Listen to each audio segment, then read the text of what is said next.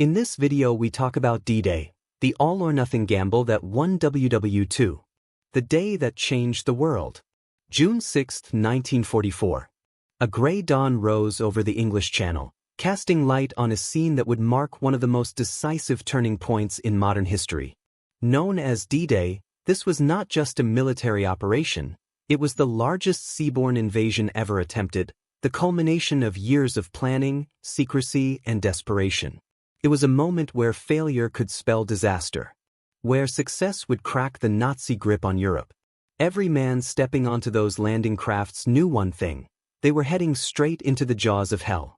And still, they went. The world before D-Day. Europe in 1944 was a continent strangled by tyranny. Nazi Germany controlled vast swaths of territory, and Hitler's Atlantic Wall, the massive fortifications stretching along the western coast, seemed impenetrable. France had suffered under occupation for 4 long years.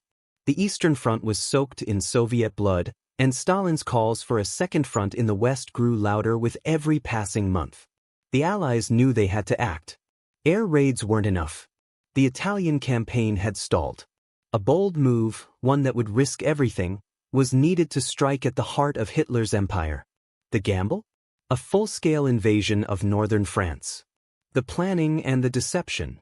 Operation Overlord was unlike anything attempted before. The logistics alone were staggering: over 5,000 ships, 11,000 aircraft, and 150,000 soldiers drawn from 12 nations. It would be the greatest combined land, air, and sea assault in history. But raw power wasn't enough. Secrecy was the key. The Allies launched Operation Bodyguard, an intricate web of deception designed to trick Hitler into thinking the invasion would come at Pas-de-Calais, not Normandy. Fake armies, rubber tanks, false radio transmissions, and even double agents were deployed in a grand illusion. The Germans took the bait. As the stormy weather battered the English coast, the final decision lay in the hands of General Dwight D. Eisenhower. Conditions were risky. But then a brief window opened. Eisenhower looked his officers in the eye and said the words that would change history: "Okay, let's go." The paratroopers in the night. Before the sun ever touched the beaches, the invasion had already begun. Thousands of Allied paratroopers leapt into the darkness above Normandy. Their mission was perilous: seize roads and bridges, disrupt German reinforcements, and hold off the enemy until the main force arrived. The drops were chaotic. Men landed far from their targets, some drowned in flooded fields, others were killed before they could even find their units. Yet through confusion and fear, these airborne divisions fought with tenacity. They tied down German units, captured key positions, and ensured the success of the invasion to come. The beaches of fire and blood. At first light, the horizon was filled with the roar of engines and the silhouettes of warships.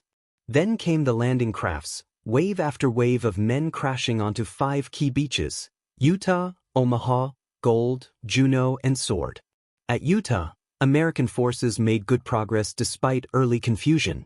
But at Omaha, it was a slaughterhouse. The Germans had high ground, machine guns, and artillery. Allied troops were mowed down in the surf. The water turned red. Equipment was lost. Communication broke down. For many, it was simply a fight to survive the first 10 minutes. Still, they pushed on. Not with flawless execution, but with unmatched courage. They climbed cliffs under fire. They cleared bunkers by hand. By sheer will and relentless sacrifice, they cracked open the Nazi defenses. British and Canadian forces fought their way ashore at Gold, Juneau, and Sword, engaging in brutal house-to-house combat as they moved inland. Resistance was fierce. But by nightfall, the Allies had established a vital beachhead across Normandy. The cost and the consequences. D-Day was not the final battle of World War II, but it was the battle that made victory possible. It marked the beginning of the end for Nazi Germany. Within weeks, Allied troops were streaming across France. Paris was liberated in August. And by the following spring, the war in Europe was over. But the cost was staggering. Over 10,000 Allied casualties in a single day. Thousands dead. Countless wounded. Young men who never returned home. Behind every statistic was a mother, a father, A family waiting for a letter that would never come.